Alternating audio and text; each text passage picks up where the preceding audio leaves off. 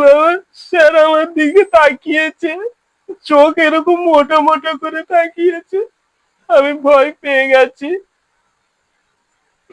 আমি পড়া পারিনি তাই আমাকে খুব বকেছে, আর একটু হলে মারবে বলেছে। আমি স্যারের কাছে আর পড়তে যাব না বাবা। আমি বললাম মা রিলস বানাচ্ছিল, সেই কারণে আমি হোমওয়ার্কের কাজটা করে উঠতে পারিনি।